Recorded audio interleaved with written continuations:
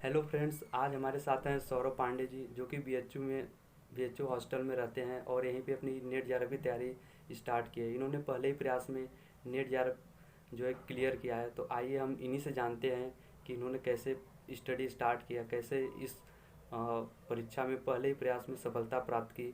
तो सौरभ जी, आप हमारे दर्शकों को बताएं कि आपने पहले पेपर के लिए क्या किया था। एक्चुअली पहले पेपर के लिए जो सभी लोग प्रेफर हम्म। करते हैं और सभी सजेस्ट भी करते हैं कि केवीएस मदान की किताब अगर पढ़ लिया तो काम हम्म। हो जाएगा। हालांकि मैं नहीं कहूँगा, मैंने पढ़ी नहीं, मैंने पूरी किताब पढ़ी, दो तीन बार पढ़ी। बट हाँ, केवीएस मदान किताब बेसिक अंडरस्टैंडिंग के लिए सही है। हम्म। बट यूट्यूब से आपको फ्री कंटेंट जो मिलता है वो हम्म। बहुत ज़रूरी है पेपर वन को टैकल करने के लिए। तो और तो इसके लिए आपने कोई इंटरनेट से प्रैक्टिस वगैरह या टेस्ट सीरीज ज्वाइन की थी, या केवल एक्चुअली केवीएस में हाँ, मैदान की आ, बुक। के देखिए केवीएस मदान की मैंने वो किताब पढ़ी थी। हम्म। और मेरे पास बायजूस का सब्सक्रिप्शन भी था। हम्म। और उसमें काफ़ी सारे मॉक टेस्ट भी मिले मुझे। हम्म। और मॉक टेस्ट मैं कहूँगा कि पेपर वन की प्रिपरेशन के लिए सबसे ज़्यादा ज़रूरी है। उसमें क्वेश्चन एज इट इज़ भी रिपीट हो जाते हैं हम्म। और पैटर्न बिल्कुल चेंज नहीं होता। आप पिछले 10 साल का पेपर देख लीजिए या फिर आज का पेपर देख लीजिए। हम्म। पेपर वन में मॉक अगर आप 30 मॉक लगा के जा रहे हैं तो आप पेपर वन में बहुत अच्छा स्कोर कर सकते हैं, बशर्ते कि आपकी मैथ अच्छी हो। तो आपका कितना स्कोर आया था इसमें। मेरा पेपर वन में 34 था स्कोर आउट ऑफ 50। इसके बाद हम चलते हैं सेकेंड पेपर की तरफ, जहाँ पे कि 10 यूनिट पढ़ने पड़ते हैं। तो उसके लिए आपने क्या किया था। दरअसल सेकेंड पेपर के लिए तैयारी मेरी पहले से थी। मैं यहाँ अभी इस समय बीएचयू राजाराम हॉस्टल में हूँ। हम्म। और इसकी एंट्रेंस एम एंट्रेंस की तैयारी के दौरान हम्म। मेरा मोस्टली पेपर टू नेट का सिलेबस कवर हो गया था। ओके। और एम एंट्रेंस क्वालिफाई करने के बाद, जो कि मैंने रैंक वन के साथ क्वालिफाई किया या। यहाँ पे, तो उसी दौरान एमसी के ऊपर मेरी पकड़ ठीक ठाक हो गई थी। बाकी उसके बाद मैंने बाईजूस का सब्सक्रिप्शन भी ले लिया, तो हम्म। उससे भी ये कह सकते हैं कि उसमें कुछ मॉक लगाए मैंने। हम्म। और कुछ और कॉन्सेप्ट अंडरस्टैंडिंग बढ़ी। हम्म। जिसके बाद पेपर टू में हम्म। जो इस बार हुआ एग्ज़ाम, उसमें मेरे 76 मार्क्स थे आउट ऑफ 100। और तो गुड स्कोर है, जो कि एक अच्छा स्कोर है इसमें। और आपने जैसे इसमें 10 यूनिट है, तो यूनिट वाइज आपने कैसे कवर किया, जैसे और पॉलिटिकल थ्योरी के लिए आपने कौन सी बुक्स वगैरह जी पढ़ी जी या। हाँ, अगर अगर बुक्स की बात करें तो हम्म। जनरल किताबें जैसे आईपीटी के लिए, डब्ल्यूपीटी के लिए और पॉलिटिकल थ्योरी के लिए ये ओपी गौबा मैंने पढ़ी है तीनों।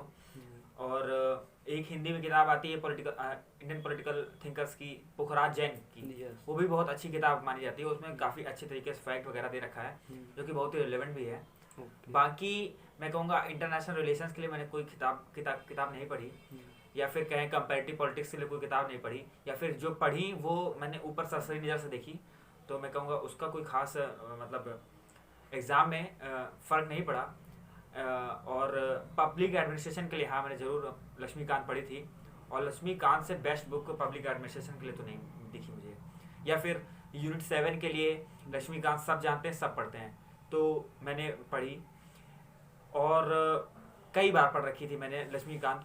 करीब ये कह सकते हैं 7-8 बार तो पढ़ी ली होगी अभी तक। और उसके बाहर क्वेश्चन नहीं आता। और इससे थोड़ा बहुत हेर फेर होता है एग्ज़ाम में। हम्म। बाकी उसकी लक्ष्मीकांत दोनों ही पढ़ने के बाद हम्म। मोटी मोटी अंडरस्टैंड तो हो जाती है, इतनी कि आप एग्ज़ाम सॉल्व कर सकें। तो एक दिन में आप लगभग कितने घंटे इस प्रिपरेशन को देते थे। हाँ, एक्चुअली मेरे ये बताओ। कह सकता हूँ कि टारगेट था मेरा 10 घंटे का। हम्म। शुरुआत से ये कह सकते हैं पिछले 2 साल से, मेरे इंटरेस्ट के शुरुआत से।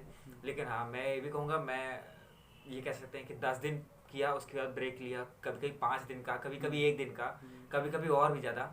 लेकिन जब भी पढ़ते थे तो ये कह सकते हैं कि 8 से 10 घंटे का रहता ही था।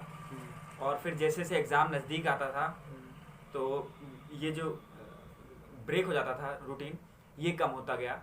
और अच्छे से याद है मुझे, मैंने जब बीएचयू एंट्रेंस दिया था तो मैंने लगातार 1.5 महीना किया था ये। और वो प्रिपरेशन मेरे मतलब मेरे लिए सबसे कठिन थी, क्योंकि उसमें ब्रेक नहीं ले सकते थे, बीएचयू एंट्रेंस आना था। फिर उसके बाद नेट जेआरएफ के लिए काफ़ी सारे ब्रेक्स मिल गए, लगा कि आसान हो जाएगा थोड़ा सिलेबस।